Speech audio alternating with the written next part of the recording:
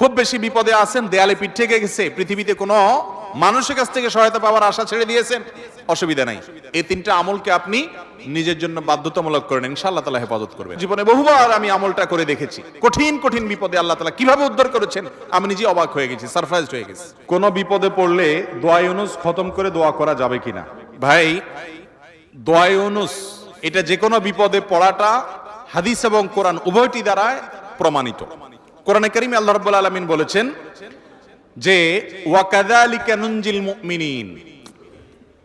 ইউনুস আলাইহিস সালাম বিপদে পড়ার পর তিনি যে দোয়া করেছেন, লা ইলাহা ইল্লা আনতা সুবহানাক ইন্নী কুনতু মিনাজ জালিমিন, এই বাক্যগুলো পড়ার পর এগুলো বলে বলে আল্লাহর কাছে তিনি দোয়া করেছেন, আল্লাহ তাআলা তার বিপদ উদ্ধার করেছেন। বিপদে পড়ার পর তিনি যেরকম উদ্ধার হয়েছেন এগুলো পড়ে আল্লাহ তাআলা কোরআনে এই দোয়ার উল্লেখ করে, এই বাক্যগুলোর উল্লেখ করে এরপরে বলেছেন ওয়া কাযালিকা নুনজিল মুমিনিন, একই ভাবে তাকে যেরকম এই বাক্যগুলো এই জিকিরগুলোর মাধ্যমে আমি রক্ষা করেছি, হেফাজত করেছি ওই বিপদ থেকে, মাছের পেট থেকে, একই ভাবে আমি মুমিনদেরকেও রক্ষা করব।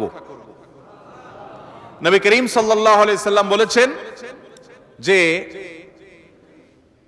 ইউনুস ইবনে মাত্তা তিনি যে এই বাক্যগুলো দিয়ে আল্লাহর কাছে বিপদ থেকে উদ্ধারের পথ খুঁজে পেয়েছেন, সেগুলো তোমরা পড়বে তোমাদের বিপদে আপদে। এজন্য বিপদ আপদ, বিশেষ করে কঠিন বিপদে আপনি যদি পড়ে যান তাহলে মুক্তি লাভের জন্য দোয়া ইউনুস বেশি বেশি পড়বেন।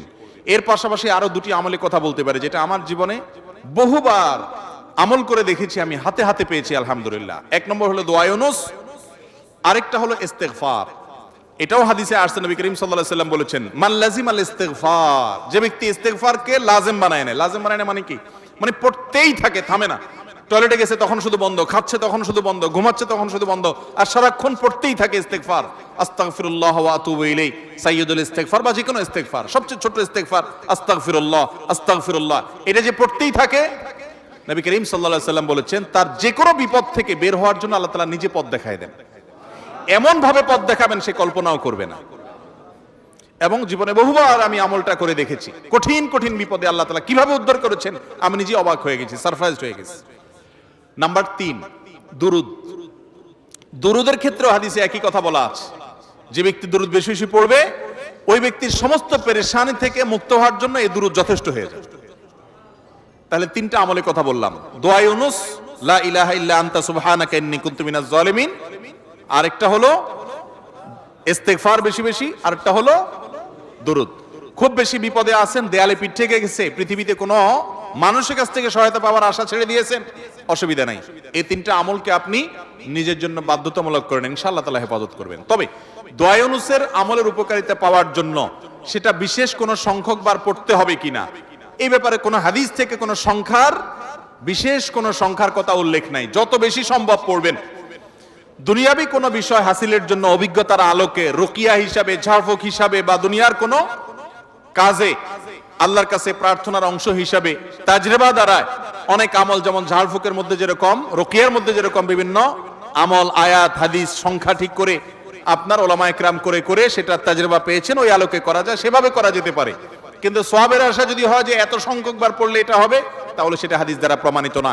আর মৃত ব্যক্তির জন্য যদি হয় তাহলে তো সেক্ষেত্রে আরো এটাকে সংখ্যা ঠিক করে করার কোনো গ্রহণযোগ্যতা নাই। কারণ সংখ্যা যদি হাদিস এবং কোরআনে উল্লেখ না থাকে, আমরা কেউ সংখ্যা বসায় দেওয়ার অধিকার আমাদের নাই। বিশেষ করে মুর্দার জন্য যে খতমের সিস্টেম আমাদের দেশে প্রচলিত আছে, এই সিস্টেম বেদাত, এবং এতে কোনোভাবেই মুর্দার কোনো উপকার হবে না। যেই বেচারা পড়াবে তার আমসালা দুইটাই যাবে। কয়েকদিন আগে দারুল দেওবন্দ থেকে ফতোয়া বের হয়েছে বিষয়, বিশেষ করে কোরআনে কারীমের খতম করানো হয় যে সে বিষয়ে। তো এই জন্য মুর্দার জন্য দোয়া করে বা তার জন্য খতমের অ্যারেঞ্জ করে মুর্দার কোনো উপকারে, বিশেষ করে টাকা দিয়ে, টাকা নিয়ে যদি আপনি করেন তাহলে সেক্ষেত্রে কোনো উপকারে আসবে না, বরং সেটা নাজায়েজ এবং গুনাহের কথা। বাকি হ্যাঁ, মুর্দার জন্য আমরা দোয়া করব এবং তাদের জন্য অবশ্যই কোরআনে কারীম তেলাওয়াত সহ আরো যে সমস্ত আমলগুলো করা যেতে পারে সেগুলো করব, কিন্তু টাকা দিয়ে নয়।